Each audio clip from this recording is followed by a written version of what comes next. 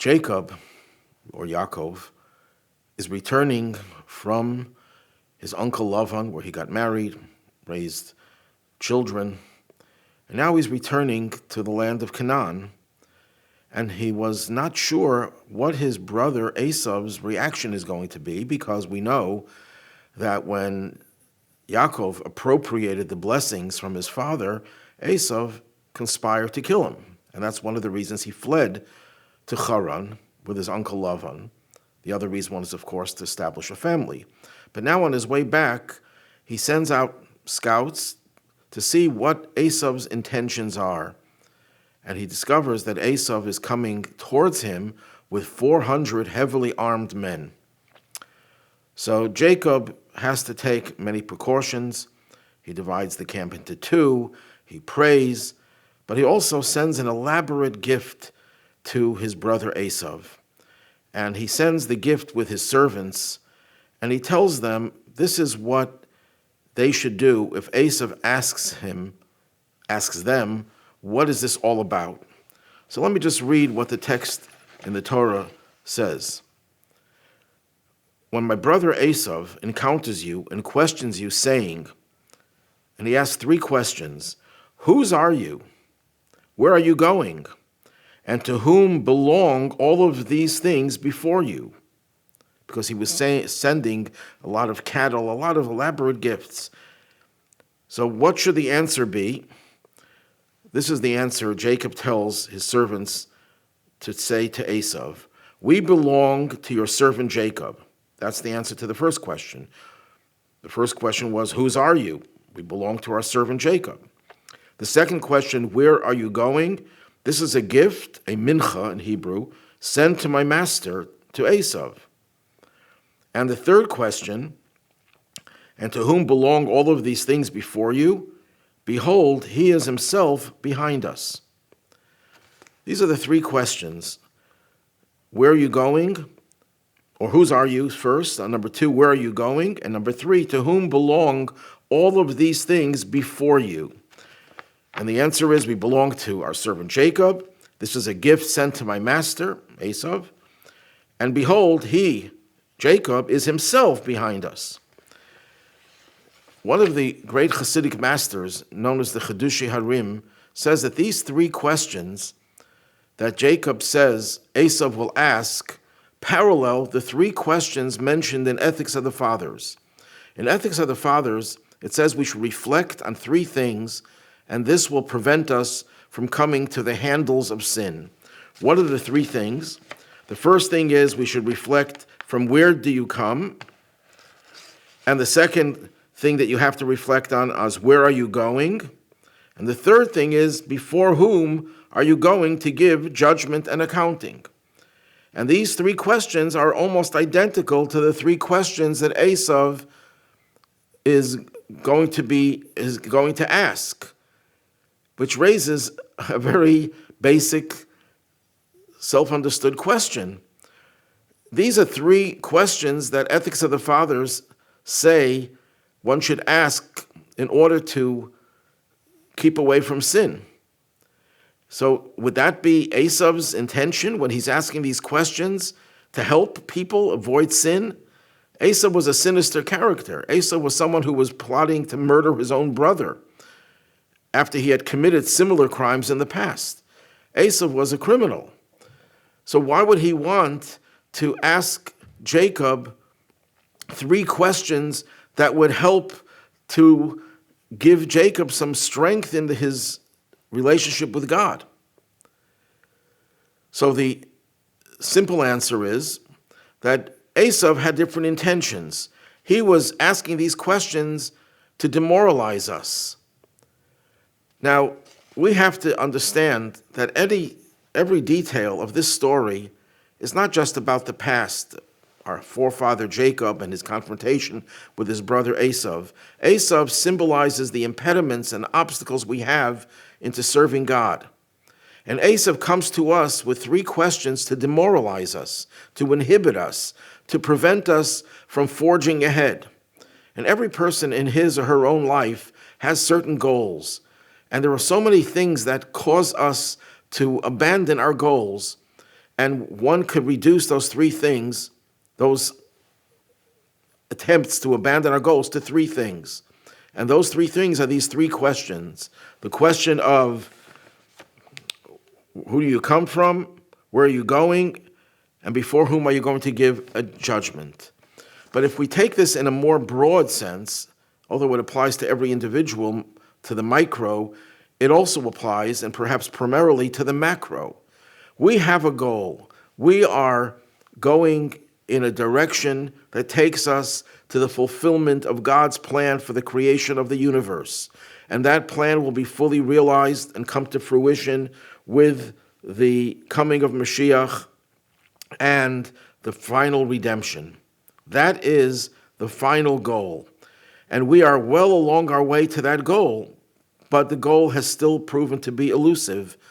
And one of the things that prevent us from realizing that goal is the impediments that the internal Esau tries to put in our way, an obstacle to prevent us from reaching our goal. And what are these three challenges that Esau poses to us? The first challenge, he asks us, where do we come from? You think, Esau says to us, that you're going to reach a point in time when you will be able to see how the world is going to change, a revolutionary change in the world for the good, and you think that you are going to achieve that? Who do you think you are? Esau tells us, the internal Esau tells us. Who do you think you are? You're not a scion of some illustrious family. You don't come from aristocracy. You don't come from the high-level spiritual individuals. You're just a regular guy. Your parents were regular people. You don't have this pedigree. So do you think that you are empowered to change the world, you little person? Think small. Don't have any grandiose plans for the future. Be satisfied that you can do a mitzvah here, a mitzvah there. Esau is very clever. He doesn't just tell us to abandon Judaism totally. He just says, think small. Don't think that you have the power, that you were endowed with the power to change the world. You don't have that power. And he hopes to prevent us from even going on the road. The road is a long road, winding road, and you are too small to be able to traverse that road. Well, Esau isn't successful. We ignore him, and we then start to go on this road. But Esau has plan B, and he says to you, where do you think you're going? He doesn't talk to us about our past. Who do we think we are? We have no real illustrious past. He talks to us about the future. Yes, maybe you're a nice guy. Maybe you're well-intentioned.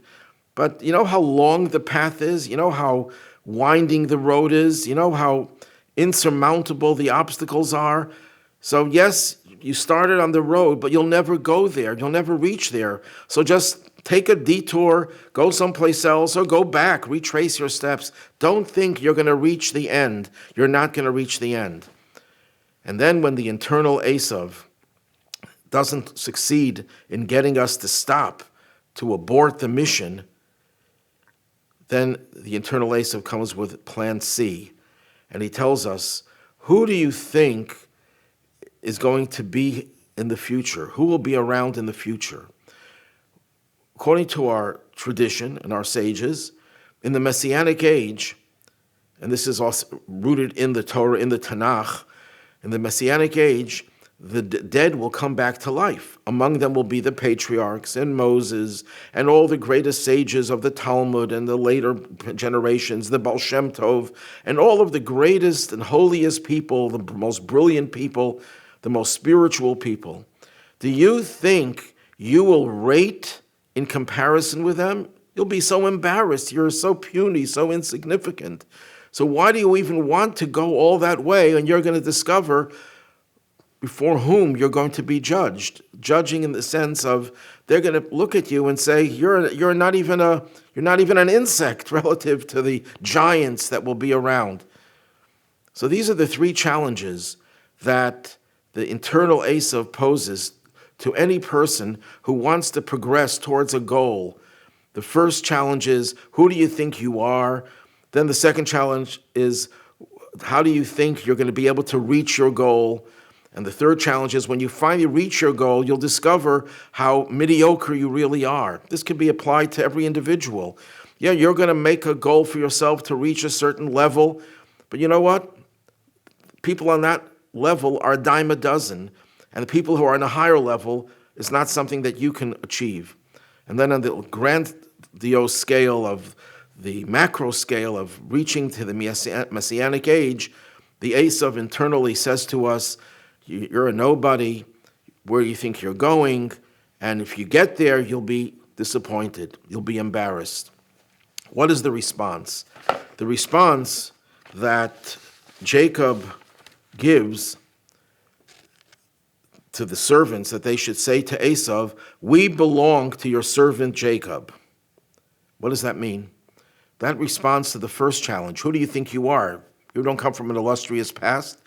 Indeed, we do. Every Jew is a descendant of Abraham, Isaac, and Jacob. Every Jew has an illustrious past. Every Jew inherits the great spirituality and holiness of these people. Someone once came to the Rabbi and told the Rabbi that he had a service for many Jews who have no background. And the Rebbe says there's no such thing. Every Jew has a background. Every Jew is a descendant of the patriarchs and the matriarchs. And therefore, every Jew is endowed with tremendous potential. So if you think that you're a nobody, that's not true. We are all empowered to change the world. Indeed, God chose us as descendants of Abraham, Isaac, and Jacob, and those who convert to Judaism in accordance with the laws of the Torah. We are all descendants and heirs to their spirituality and empowered to change the world and bring about the final redemption. But then the second challenge is, where do you think you're going? You're not going to reach the end because you don't have the wherewithal to go this long distance. So you may be an important person, but you still don't have the means to do it. And what is the response? The response is, this is a gift, a mincha, a modest offering. This is the small gesture of a poor person. In the Torah, we're told that when a poor person brings an offering, a paltry offering of flour and oil, which is nothing compared to the more elaborate offerings of sacrifices of big animals, the Torah, when it refers to the offering of a poor person, refers to it as im nefesh, if a soul brings the offering. And our sages tell us, what does that mean? That the poor person, more so than anyone else, offers and gives his soul to God. Yes, you may be some insignificant person, but you are carrying with you a mincha. Your little contribution means so much because you're putting your whole soul in it. And you know what? This is a mincha to Esau. We owe Esau a debt of gratitude. Why? Because ironically, you are what makes our paltry mincha possess the power that it possesses. Because you posed this obstacle, you created this obstacle for us. This empowered us, this strengthened us, this energized us to give all of our energy to be able to reach the goal. So Esau, thank you very much for making our lives difficult and giving us this challenge, because this elicited from us the greatest resources that push us forward to reach the goal. But Esau still has the third arrow in his quiver, rather. And what is that? Yes, you'll reach the goal, but you'll be a nobody there. Compared to the patriarchs, compared to the holy sages of the Talmud, compared to the Baal Shem Tov, compared to the great tzaddikim and righteous people of all generations, you will be so insignificant, you will be embarrassed. And the answer to that is no. Behold, he himself is behind us. Jacob is behind us. What does that mean? That means that, yes, we may be small, we may be insignificant in and of ourselves, but we carry within us the cumulative energy of all the generations going back to Abraham, Isaac, and Jacob. You see, when you do a mitzvah, you generate holiness, you generate divine energy, you illuminate the world. Whether we see it or not is irrelevant, it's there. and it accumulates. So when we do a mitzvah right now, it's not just one mitzvah, it's one mitzvah on top of all the mitzvahs and all the good things that were done throughout history, all accumulates into that one mitzvah. We're like the child standing on the shoulders of a giant, even though we're just a child, short. But since you're standing on the shoulders of giants, you can see even further than the giant. We have power because Jacob is behind us. And because he's behind us, we have more power than anyone else. But it goes even beyond that. Not only is Jacob behind us in the sense that we accumulate what he generated, but in a certain sense, we are superior to our forebears. We're superior to the greatest and the holiest of people. Why is that? Precisely because we live in an era in which there are so many challenges and so many obstacles, so many things that cover up the reality of God, the reality of Torah, the reality of the commandments. We're living in a world where there's so many threats of assimilation. And of course, throughout history, we suffered terrible persecution, unparalleled persecution, and we remained faithful to God, and we remained faithful to the teachings of the Torah. So, yes, Esau, we may be very small, but that smallness is not an obstacle, doesn't make us insignificant. Because the fact that in our smallness, we're able to achieve greatness, because we're able to see through the darkness, see the light through the darkness, and live our lives as Jews after all the attempts by our enemies, by the Esau's of history, to destroy us or to entice us. And we withstood those tests, so we will not be ashamed when they compare us to the great sages of the past, to the patriarchs of the past. In a way, we actually transcend the great people of the past because of the challenges that we uniquely have. The Alter Rebbe, the first Chabad Rebbe, once commented on the verse in the Torah that says that Moses was the most humble person on the face of the earth. What made Moses so humble? And he gave a very original explanation. He said there's a tradition recorded in the Talmud that God gave Moses a view of all of the future of the Jewish people. And Moses, when he was shown the last period of exile, and he saw the suffering of the Jewish people, the challenges that we have, and in spite of all that, we remained Jewish, we remained faithful to Judaism, he was humbled by that. That a Jew in a concentration camp, a death camp, was able to live as a Jew to the extent that he was able to, not lose his faith. The fact that in the Soviet Gulag, Jews gave their lives to be able to keep Judaism, this is something that floored even Moses. When Moses saw the Jews in the United States of America and in the Western world in general, in spite of all the assimilationist forces, remains faithful to being Jewish, to pure Jewish teaching, and not adulterating it in any way, not being a product of assimilation, that is something that is unique. And I'd like to conclude with one incident. A young man who was contemplating marrying out of the religion, and no rabbi could convince him that that would not be a good thing. He came to the Rebbe, and the Rebbe said to him just 3 words, "I envy you."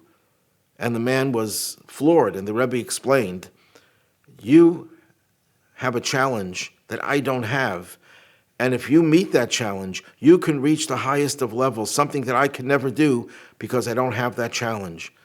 And the Rebbe said, "Therefore, I envy you." And that's what will happen when Mashiach comes, and we'll see the great people of the past who will look at us, of our generation, of Jews who remain faithful to Judaism, and will say, "We envy you."